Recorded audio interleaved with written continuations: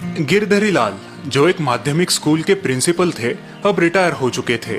उनके इकलौते बेटे तुषार की कुछ ही महीनों पहले शादी हुई थी और वो एक अच्छी जॉब भी कर रहा था।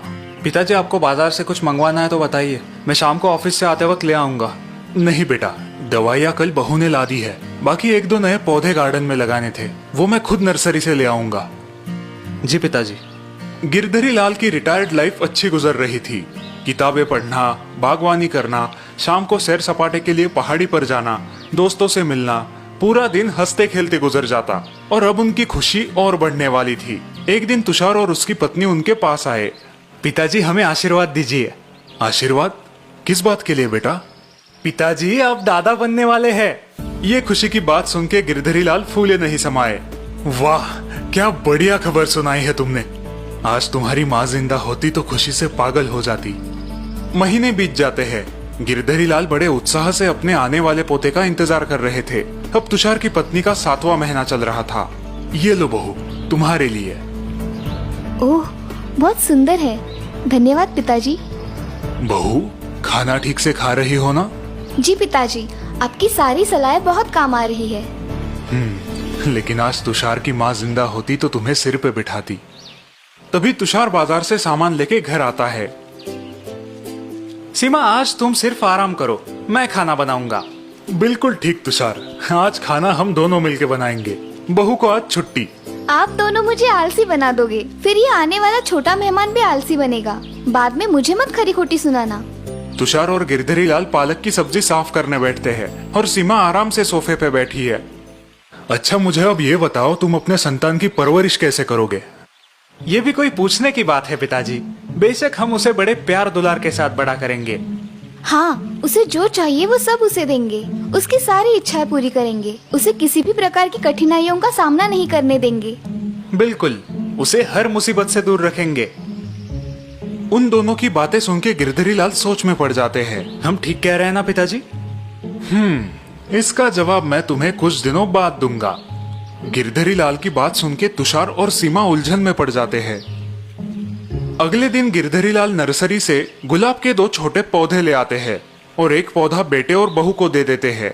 बहू, तुषार, ये छोटा पौधा तुम्हें हमारे बगीचे में लगाना है। और ये दूसरा पौधा पिताजी? ये मैं खुद लगाऊंगा और आज से हम दोनों अपने अपने पौधों की निगरानी करेंगे। अब गिरधरी लाल अपने पौधे को बगीचे में लगा देते हैं और उसके पास ही तुषार और सीमा उनके पौधे को। दोनों अपने अपने पौधे की अच्छे से देखभाल कर रहे हैं, लेकिन तुषार और सीमा थोड़ी ज्यादा। पता नहीं पिताजी हमें क्या सीख देना चाहते हैं। मैं तो सोच सोच के थक गया। दिन बीतते जाते हैं।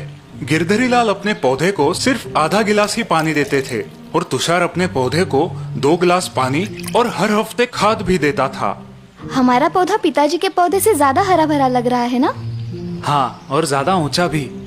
सीमा और तुषार उनके पौधे का विकास देख के बहुत खुश थे, लेकिन गिरधरी लाल अपने पौधे को सिर्फ आधा गिलास ही पानी क्यों देते थे, ये बात उनकी उलझन बढ़ा रही थी। पिताजी, आप अपने पौधे को इतना कम पानी क्यों डाल रहे हो? मुझे लगता है इसीलिए उसका ठीक से विकास नहीं हो रहा। सही वक्त आने दो, मैं तुम्हारे सारे सवालों का जवाब दूंगा।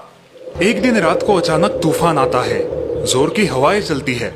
सुबह जब तुषार और सीमा बाहर बगीचे में आते हैं, तब वो हैरान हो जाते हैं। ओह, ये क्या? हमारा हरा भरा पौधा बिल्कुल नष्ट हो गया है। सारी जड़ें मिट्टी से बाहर उखड़ आई है। ये कैसे मुमकिन है? बाप रे, इसका मतलब पिताजी के पौधे का तो भारी नुकसान हुआ होगा। तभी उनका ध्यान गिरधरी लाल के पौधे की ओर जाता है और वो चकित हो जाते हैं। इतने में गिरधरी लाल वहाँ पर आते हैं। पिताजी, ये तो अनहोनी हो गई। क्या हुआ बेटा? पिताजी, हमारा पौधा कल रात के तूफान में पूरा नष्ट हो गया है। अच्छा, ये तो बहुत बुरा हुआ। लेकिन पिताजी, आपका पौधा बिल्कुल टकाटक है। आप ना तो उसे खाद डालते थे और ना ही बहुत सारा पानी देते थे। और हमने इतनी सावधानी से उसकी देखभाल की, फिर भी वो इस तूफान में टिक नहीं पाया। ऐसा क्यों? वो इसलिए क्योंकि तुम्हारे जरूरत से ज्यादा देखभाल ने उसकी मजबूत बनने की नैसर्गिक क्षमता को मार डाला। तुषार और सीमा अभी भी उलझन में है। हम कुछ समझे नहीं पिताजी। समझाता हूँ। जब मैं मेरे पौधे को सिर्फ जरूरत के अनुसार आधा गिलास पानी दे रहा था, तब पौधा अपनी बढ़ती हुई जरूरत पूरा करने के लिए खुद की जड़ों को जमीन के अंदर फैला रहा था और आसपास के मिट्टी से पानी प्राप्त कर रहा था।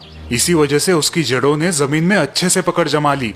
इस कारण कल रात के तूफान का इस पौधे ने डट के सामना किया। और हमारा पौधा क्यों नहीं कर पाया? वो इसलिए क्योंकि तुम्हारी ज्यादा देखभाल ने उसकी परिस्थिति से मुकाबला करने की क्षमता नष्ट कर दी। तुम्हारे पौधे को जरूरत से ज्यादा पानी, पोषण मूल्य आराम से मिल रहे थे, इसीलिए उसने मिट्टी के अंदर घुसने की कोशिश ही नहीं की। और इसीलिए उसकी जड़ें जमीन में पक्की पकड़ न कर पाई और पौधा कल के तूफान का सामना न कर सका। बिल्कुल सही। लेकिन आप हमें इस अनुभव से क्या सीख देना चाहते हैं? हमारी संतान भी इसी पौधे की तरह होती है। उनकी बढ़ती उम्र में अगर उन्हें जरूरत से ज्यादा लाड़ प्यार और देखभाल मिले तो उनकी कठिन परिस्थितियों से लड़ने की क्षमता विकसित नहीं होती। और जिंदगी में उन्हें संकटों का सामना करना मुश्किल होता है। एकदम सही। आई बात समझ में। थैंक यू पिताजी, हम आपकी सलाह याद रखेंगे।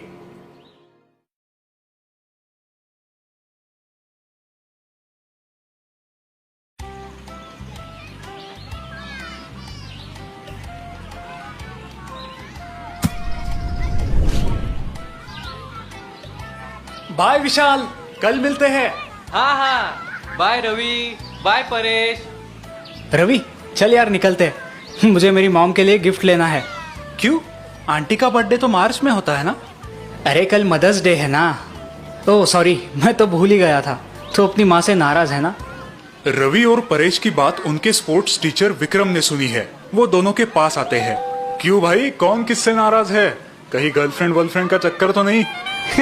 नो नो सर, ऐसी कोई बात नहीं। वो दरअसल रवि अपने कजिन के घर शिफ्ट हुआ है ना। ओह, एनीथिंग सीरियस? नो सर, बस ऐसे ही। माँ के साथ मेरा झगड़ा हुआ था। बेवजह बहुत खरी खोटी सुनाई उन्होंने मुझे। बस तब से आंटी से ना मिलने की कसम खाई है इसने सर। मैं तो समझा समझा के थक गया। परेश की बात सुनकर विक्रम सोच में पड़ जाता है। बाय द वे रवि, क्या आज मैं तुमसे गुरु दक्षिणा मांग सकता हूँ? हाँ सर, क्यों नहीं? विक्रम पास ही पड़ा एक बड़ा पत्थर उठा के लाते हैं और अपने टॉवेल से उसे रवि के पेट पे कस के बांध देते हैं। परेश और रवि आश्चर्य से एक दूसरे को देखते हैं। सर, ये पत्थर आपने रवि के पेट पर क्यों बांधा है? कल बताता हूँ। रवि, आज की पूरी रात और कल का पूरा दिन तुम इस पत्थर को अपने बॉडी से अलग नहीं करोगे। याद रहे, बस यही मेरी गुरु दक्षिणा है, समझो। विक्रम के जाने के बाद रवि और परेश अपने अपने घर चले जाते हैं। रवि पूरी रात पत्थर को लिए घर में काम करने की कोशिश करता है, सोने की कोशिश करता है, लेकिन उसे बहुत मुश्किल होती है। ये कैसी गुरु दक्षिणा मांगी सर ने। बहुत तकलीफ हो रही है। ना ठीक से खाना खा सकता हूँ, ना सो पाता हूँ। दूसरे दिन रवि और परेश ग्राउंड पर फुटबॉल की प्रैक्टिस के लिए पहुंच जाते हैं। रवि की हालत देख परेश परेशान हो जाता है। वो रवि को बैठने उठने में मदद करता है। रवि, वो देखो सर आ रहे हैं। बस अब तुम्हें छुट्टी मिल जाएगी। होप सो यार। इस 3 किलो के पत्थर ने हालत खराब कर दी है मेरी। हेलो बॉयज, कैसे हो रवि? बिल्कुल ठीक नहीं सर। क्या अब मैं इस पत्थर को निकाल दूं? नहीं, अभी मेरी गुरु दक्षिणा पूरी नहीं हुई है। एक काम करो, इस ग्राउंड के 3 राउंड लगाओ। रवि बड़ी कठिनाई से ग्राउंड के चक्कर लगाने लगता है, लेकिन दूसरा राउंड शुरू होते ही चक्कर आके नीचे गिर जाता है। रवि, पानी पी लो।